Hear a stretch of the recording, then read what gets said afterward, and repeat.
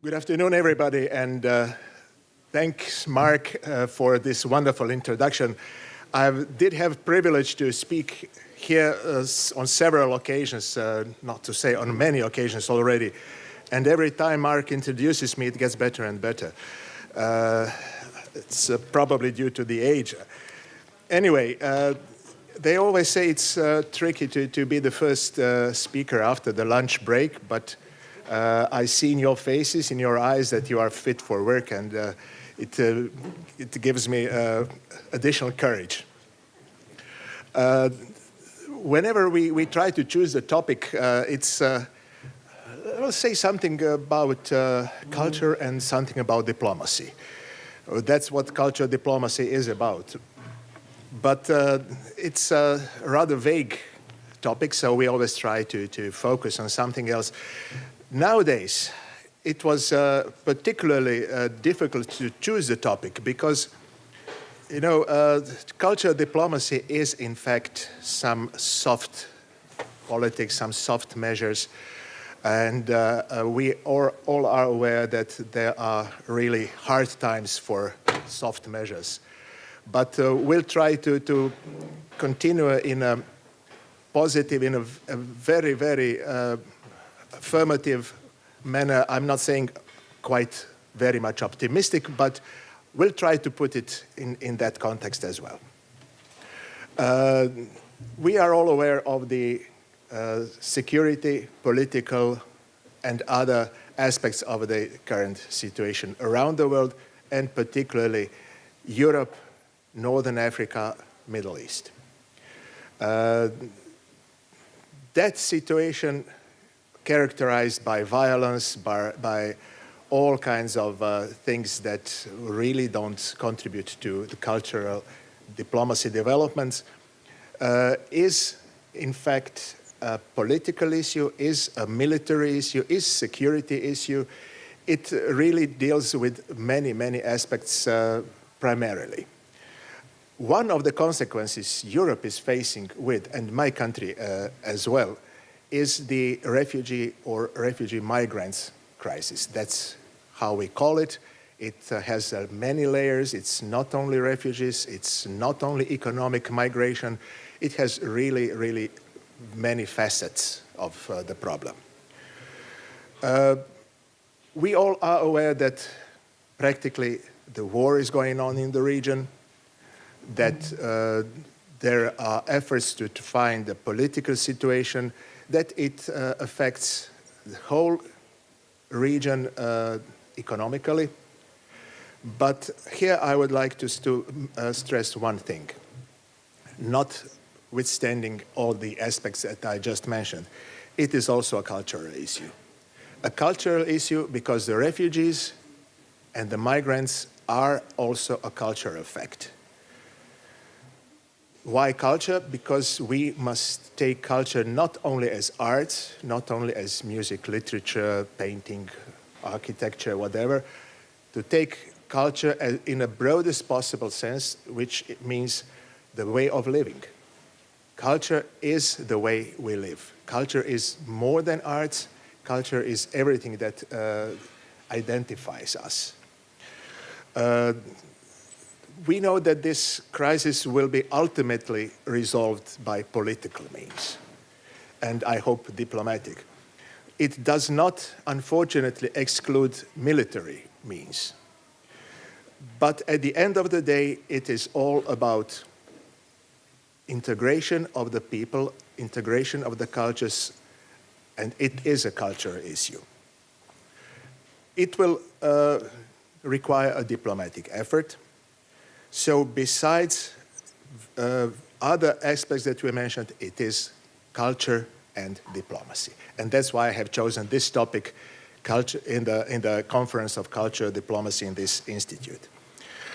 First, I'd like to stress this, what is going on, what we are witnessing, is not the clash of civilizations. Definitely it is not. It is rather a meeting of the cultures.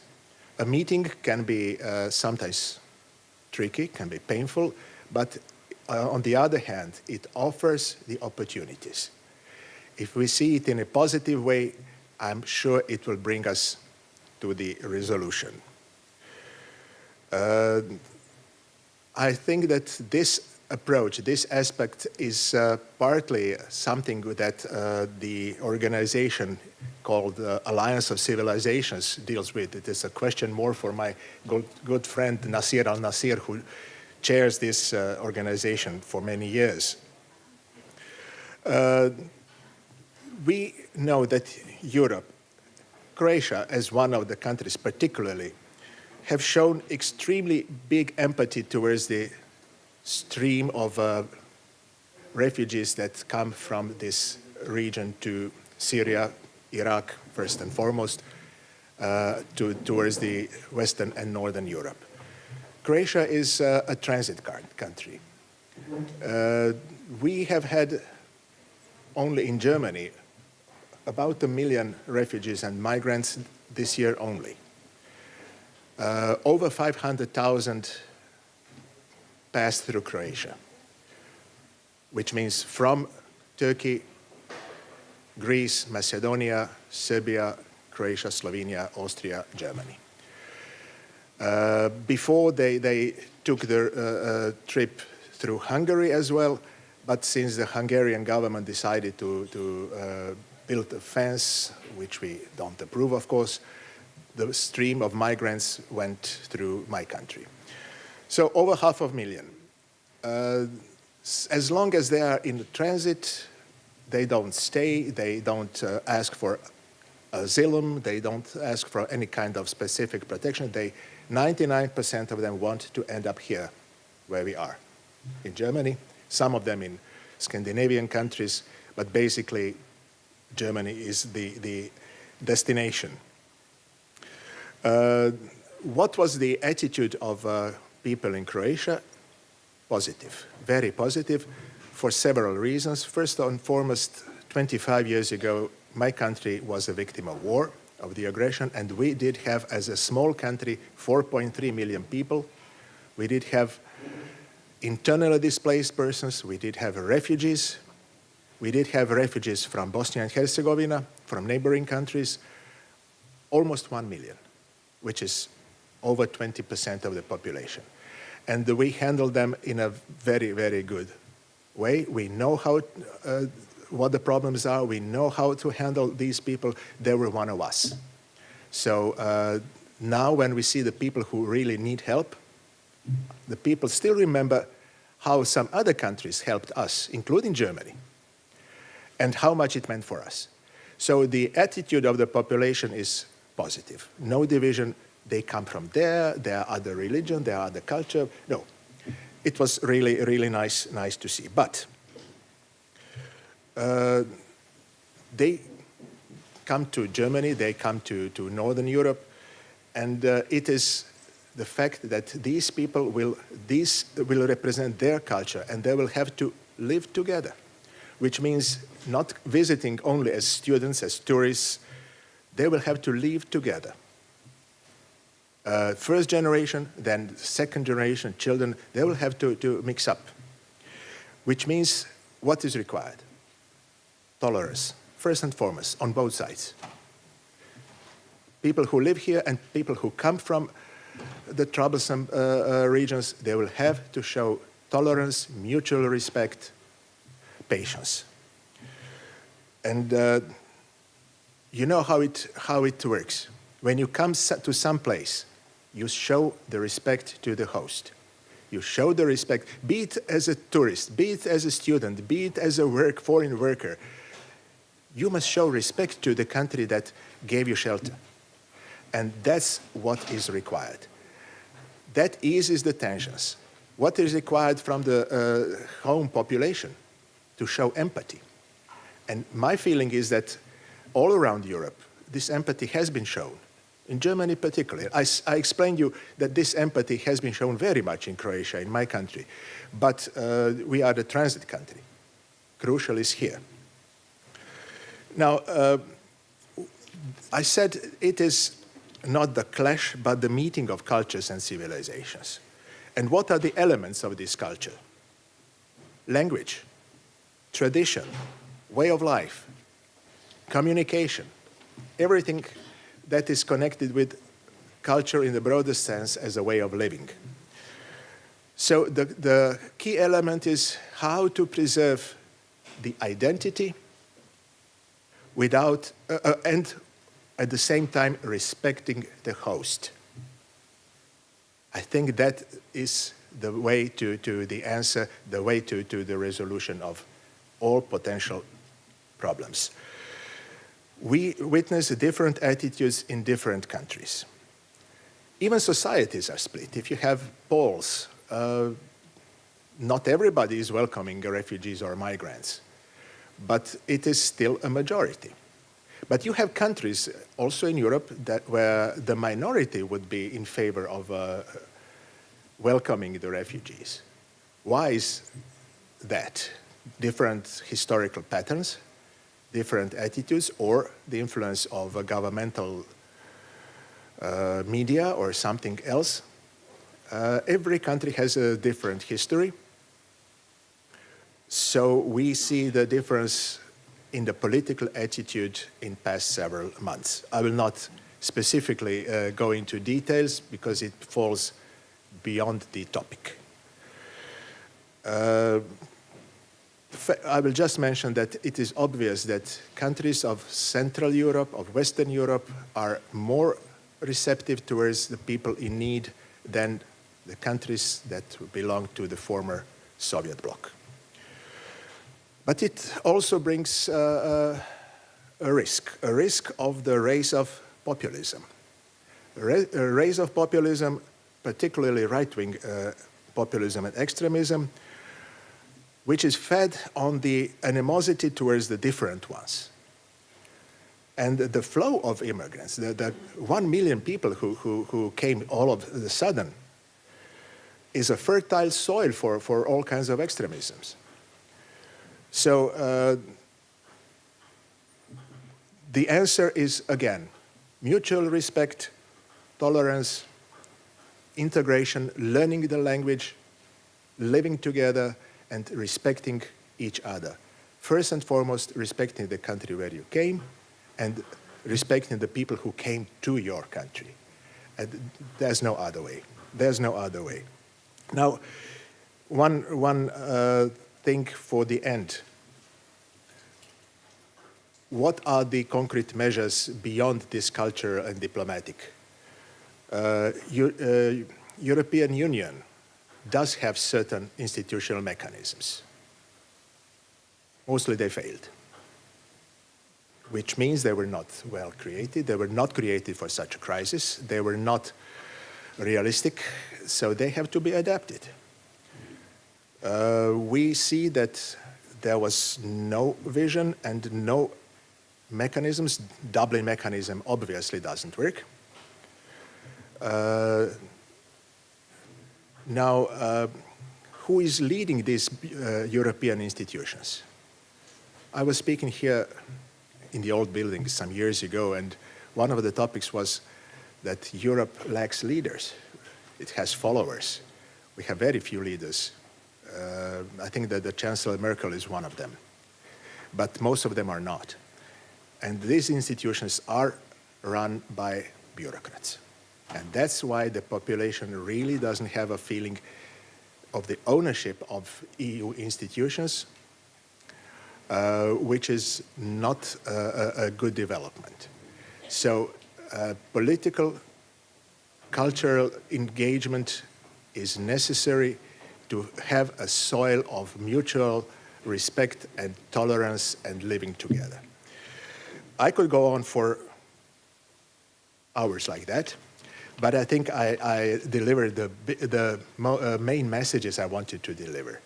And I hope it was in a positive manner, because it was a German philosopher who said, "Whatever doesn't kill me makes me stronger."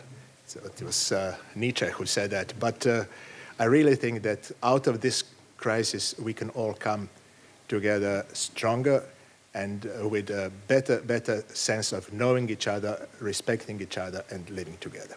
Thank you very much. Of course, should you have some questions, I think Mark will allow me.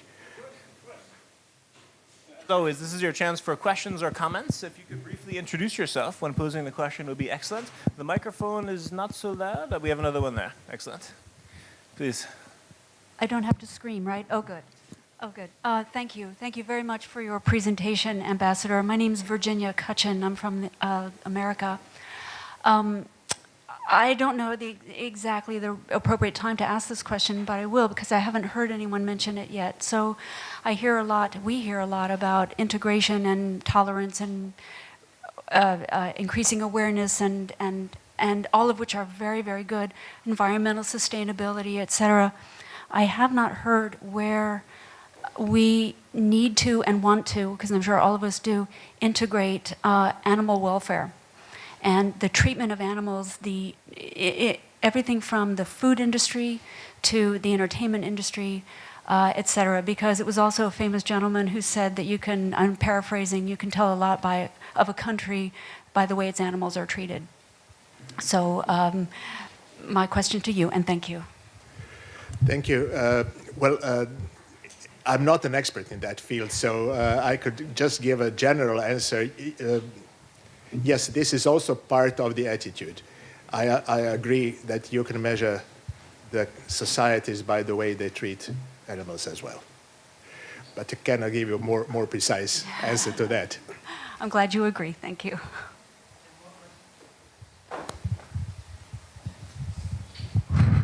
I'm Silvanos Malaho from Kenya. I'm disturbed with a question in my mind. With this kind of migration of quite large number of people coming to Europe or so and so, is there an imagination that one time these people will go back to their country, or is there an allocation where they are being given an opportunity of settling in Europe completely throughout? And if it is that they will settle in Europe throughout, what allocation is there for them to preserve their culture and their language and their traditions? Thank you. Well, the future will show how many people will be coming back when the war and security situation will be resolved, and how many will stay, because you must be aware that not all the migrants are refugees. Some are coming just for a better life, which is legitimate. So those who find better life here will probably not very much likely come back. Now, how will they preserve their language, culture, and everything else? That is an issue that in Europe, particularly in Germany, has been an ongoing issue for at least half a century, including my country, which is a country of emigration. We are 4.3 million and 4.5 living abroad. How do they preserve the language and the culture? Case by case, but they do. Generally speaking, the key is integrate in the society, but don't assimilate, at least not in the first generation. Because if you assimilate, you lose your identity.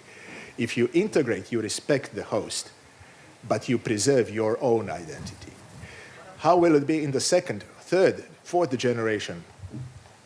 This is a social process. We cannot influence it too much. But case by case, you will get the answer case by case. Thank you. My name is Ron Heiferman. I'm a professor emeritus of history at Yale University, probably the oldest still ambulatory professor emeritus. And I have the following question. You prefer not to talk about clash of civilizations as opposed to using the term meeting. But the reality is that in many countries, my own included, the United States, there are demagogues who are using these issues precisely for their political advantage. And it's not limited to the United States.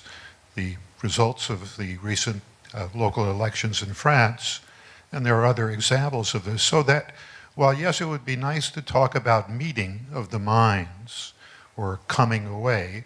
The reality is that this notion of clash of civilization can lead to leadership, just the kind of leadership that you suggest doesn't exist in Europe. But the question is, what kind of leaders?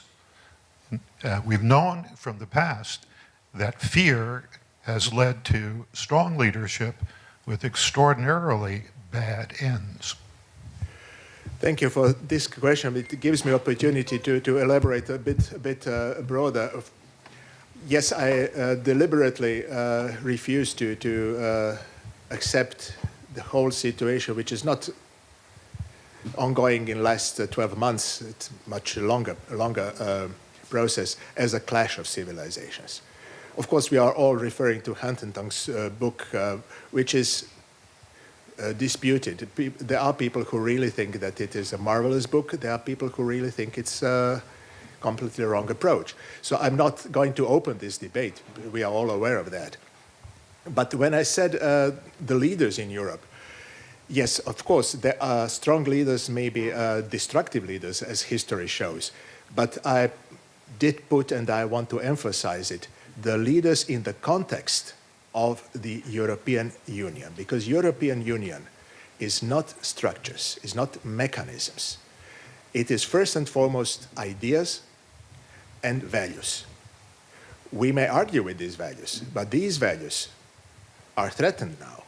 These values are freedom of movement, peace first and foremost, peaceful resolution of all the clashes. So these values are endangered. With extremism on all sides, with populism, we see the outcome of some elections, and we will be having elections in the next year or two, which may also be a setback. But the strong leaders, in an affirmative sense, strong leaders which, in the context of European ideas, and these ideas are humanistic ideas, that's what we need. That's what we need, not authoritarian or destructive. No, I fully agree with you. Thank you for opportunity to explain it. Your Excellency, we will need to conclude on that note, but thank you again so much for the lecture, and for the keynote address, for the questions, for your partnership in this conference, and also for your active role on the advisory board. If we could please join in expressing our sincere gratitude to His Excellency, Ambassador Ranko Vilovic. Thank you all.